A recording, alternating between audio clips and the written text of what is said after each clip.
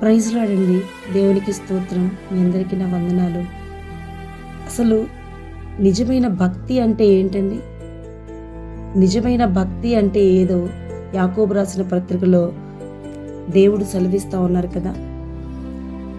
26వ వచనం, ఎవడైనను నోటికి కళ్ళము పెట్టుకొనక తన హృదయమును మోసపరుచుకొనుచు భక్తి గలవాడనని అనుకుని ఎడల వాని భక్తి వ్యర్థమే.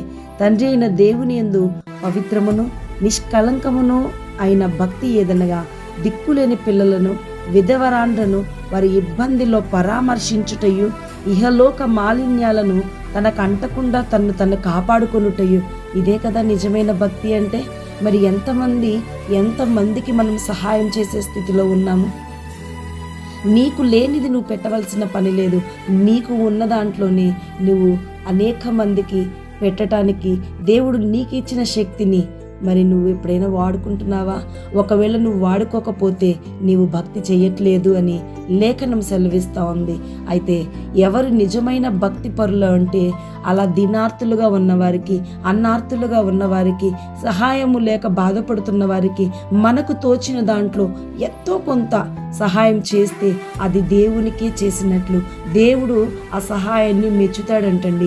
ఆఖరికి మరణ పరకలోనికి, ఇదిగో పాతాళంలోనికి వెళ్ళే పెద్ద పాపాలలో ఇది మెయిన్ పాపముగా దేవుడు ఎంచుతా ఉన్నారండి. కాబట్టి ఆ పాపం మనం చేయకుండా ఉండి భక్తి చేసుకుంటూ, ఇదిగో మన హృదయమునకు, మన శరీరమునకు, మన ఆత్మకు పాపం అంటకుండా, ఈ ఇహలోక మాలిన్యాలు ఏవి మనం అంటించుకోకుండా దేవునికి ఇష్టమైన జీవితాన్ని జీవిస్తూ, నోటికి ఏ మాట పడితే ఆ మాట మాట్లాడకుండా మన నోటిని కాచుకుంటూ మనం కనుక దేవునికి ఇష్టమైన పని చేస్తే అది నిజమైన భక్తి అంటున్నాడండి భక్తుడు.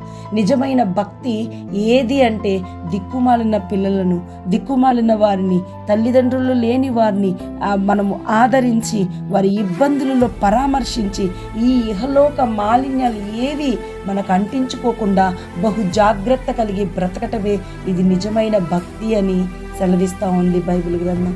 కాబట్టి ఎవరైనా మీ కంటి దగ్గర, ఎవరైనా మీ కళ్ళ ముందు అన్నార్తులై నీ దగ్గరికి వస్తే వారికి లేదు అని ఉట్టి చేతులతో పంపించకుండా నీ దగ్గర ఉన్న దాంట్లోనే ఏదో ఒకటి తృణమో పణమో ఇంత ఇచ్చి దేవుని నిన్ను సంతృప్తి పరుస్తావు కదా.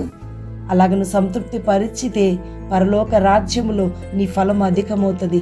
కాబట్టి ఈ లోకంలో నీవు ధనమును సంపాదించుకున్నట కాదు, కానీ పరలోక రాజ్యములో ధనమును సంపాదించుకున్నటకు ప్రయాసపడతావు కదా. దేవుడి మాటలను దీవించునుగాక. ఎవరైతే ఈ మాటలు వినాలి అని ఆశపడతా ఉన్నారో, ఇంకా మరిన్ని ఆడియోలు వినాలి అని ఆశపడుతున్నట్లయితే ఈ ఛానల్ని లైక్ చేయండి, సబ్స్క్రైబ్ చేసుకోండి. దేవుడు మిమ్మల్ని, మీ కుటుంబాలను దీవించునుగాక. ఆమేన్.